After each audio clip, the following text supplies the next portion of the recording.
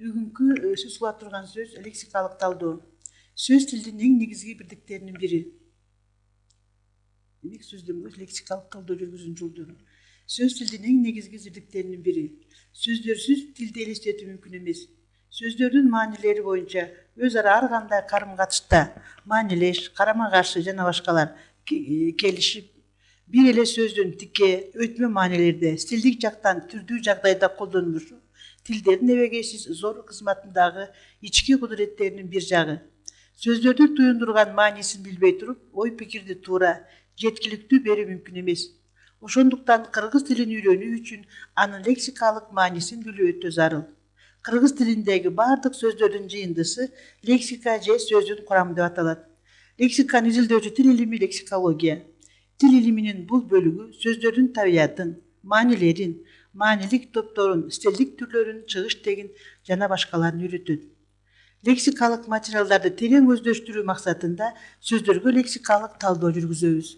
Демек, талдоонун планы мына төмөндөгүчө болот. Сөздөргө лексикалык талдоо жүргүзүү мына төмөндөгү пландын негизинде жүргүзүлөт. Биринчи, талданып жаткан сөздөрдүн лексикалык маанисин чечмелөө. Талданып жаткан сөздөрдүн лексикалык маанисин чечмелөө, анын жеке, көп маанилүү сөз экендигин аныктоо. Экинчи, сөздүн тике же өтмө мааниде колдонулуп жаткандыгын түшүндүрүү. Үчүнчүдөн, сөздүн синонимдерин, антонимдерин жана амонимдерин табуу. Төртүнчү, сөздүн стилдик боекторун аныктоо.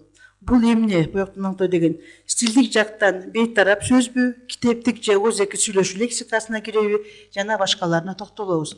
Ал эми демек сөздүн стилдик боекторун аныктоо болду төртүнчү. Ал эми бешинчи, сөздүн чыгыш тегин аныктоо болуп эсептелет. Эми ушул бир сөздөргө лексикалык талдоо жүргүзүп көрөлүк. Мына могу сүйлөмдү карагыла. Мен тансам, жаштан танам, ырдан танбайм, ыры жок өмүрүмө канааттанбайм. Бул жерде өмүр деген сөздү алып көрөлүк. Өмүр. Мына ушул өмүр деген сөздү талдап көрсөк, бул өмүр деген сөз өзү өмүр.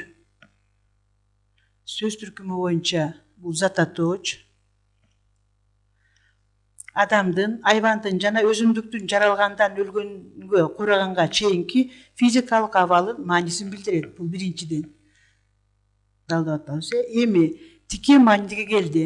Экинчиден бул тике мааниде туруп атат. Өзүнүн анык маанисинде. Ал мындан башка да турмуш тиричилик туюмунда да колдонулат. Өмүр татаал десек мисалы үчүн. Бул өмүрдө жамандык көрбөйлү десек, мына ушунда бул эмне болуп атат? Турмуш тиричилик туюмунда да колдонулуп атат. Эми синоними бул жашоо. Өмүрдүн синоними. Синоними өмүрдүкү эмне экен? Жашоо. Жашоо. Антоними өлүм. Бул антоним. Антоним болуп атат. Стилдик жактан бейтарап лексикага кирет. Өмүр араб тилинен өздөштүрүлгөн сөз.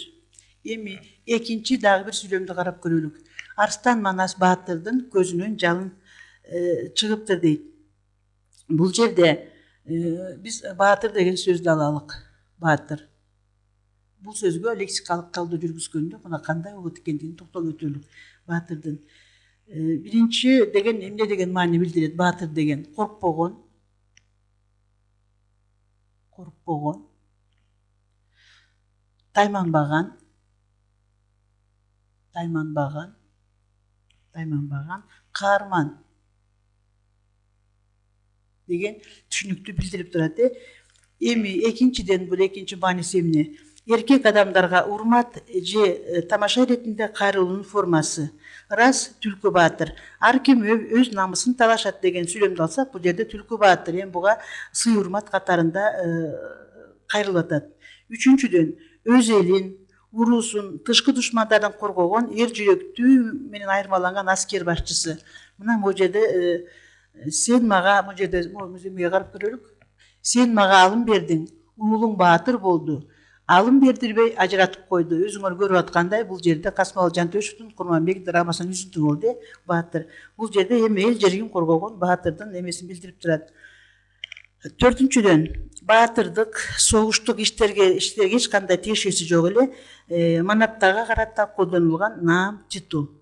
Абыке акмак кандын арбагын жаман атты кылбай эси менен жүрсүн, деди Акимхан Баатыр. Бул жерде эми бул атайын баатырдыкты билдирген жок, жөн гана ошого бир сый-урмат катарында кайрылып атат. Талдоого берилген сүйлөмдөрдө баатыр сөзү биринчи маанисинде колдонулду, тике мааниде. Демек баатырдын синонимдерин алып көрсөк, синонимдери бул деген каарман, шер, арстан, жолборс,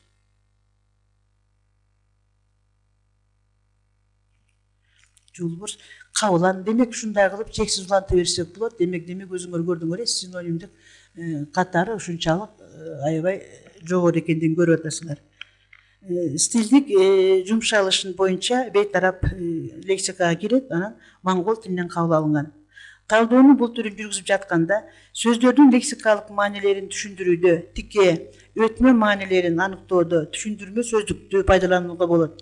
Ошондой эле талданып жаткан сөздүн синонимин, антонимин, амонимин кайсы тилден кабыл алгандыгын табууда да ошол багыттагы сөздүктөргө таянууга болот. Демек, эгерде лексикалык талдоо жүргүзүп жаткан мезгилде кыргыз тилинин тиги түшүндүрмө сөздүгүн жана синонимдик сөздүк деген бар, антонимдик сөздүк деген бар, амонимдердин сөздүгү мына ошолордон дагы пайдаланып айтууга болот. Эми бул лексикалык талдоону жакшы жүргүзсөңөр, текстти түшүнүүгө, тексттеги негизги ойду таба билүүгө абдан жардам берет да. Демек биздин ушу кемчилигибиз сөздөрдүн бара ушул айрым бир колдонуудан чыгымдай бир аз колдонулган сөздөрдүн биз лексикалык маанисин билбей аткандыгыбыз азыркы күндүн өтө көйгөйү болуп эсептелинет.